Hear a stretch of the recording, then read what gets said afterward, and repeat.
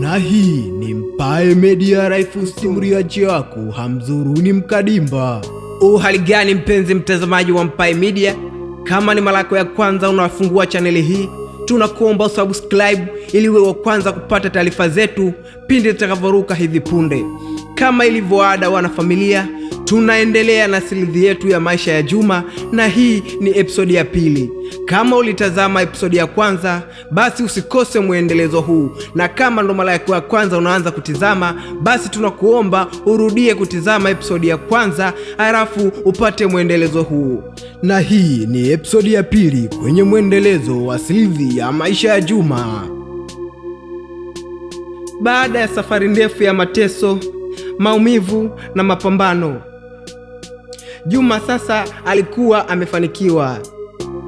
Alikuwa na ofisi yake, matawi kadhaa na vijana wengine aliowaajiri. Lakini bado maisha hayakwisha kumfundisha. Baada ya mafanikio hayo, Juma aliamua kwenda nje ya nchi kuutibia mguu wake uliokuwa unamsumbua kwa muda mrefu. Safari haikuwa rahisi, lakini alikuwa na matumaini. Miezi kadhaa ilipita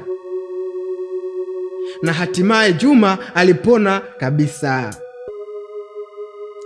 Aliporudi nyumbani, alikuwa mtu mpya, mwenye nguvu, mwenye furaha, mwenye kujiamini zaidi ya hapo awali.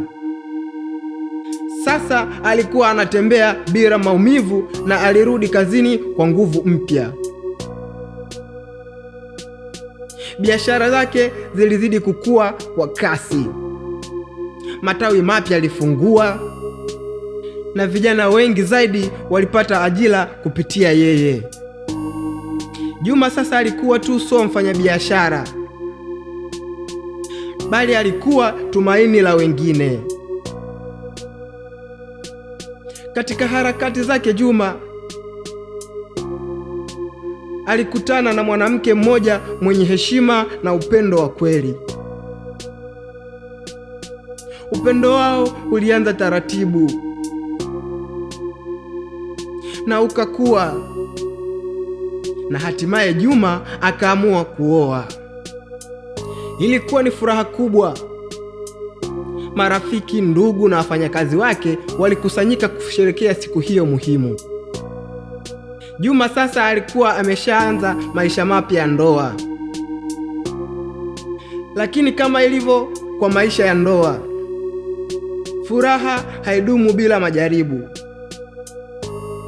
Baada ya muda, changamoto zilianza kuonekana kwenye ndoa yake. Migogoro ya mara kwa mara, kutokuelewana na presha ya kazi ilianza kuathiri maisha ya ndoa. Juma alijikuta akichanganyikiwa kati ya biashara na familia. Alijaribu kusawazisha, lakini mambo hayakuwa rahisi. Upendo ulianza kupungua na amani ikaanza kupotea. Mpenzi mtazamaji wa Mpae Media, hii hadithi inafundisha sana. Kama mnavyojua maisha ya ndoa, basi Juma hivyo hivyo yalimkuta. Yale ya mwanzo aliyopitia, changamoto zote, naona kama zinaanza kumrudia tena. Tunaendelea kwa kumalizia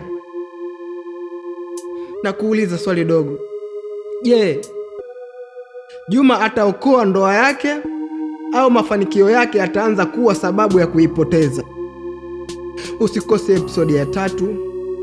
Kwa leo tunaishia hapa, na kuomba tu penzi mtazamaji wa Mpae Media, kama ni mara yako ya kwanza, basi tunakuomba usubscribe, like na kushare ili uwe mwanafamilia wa Mpae Media.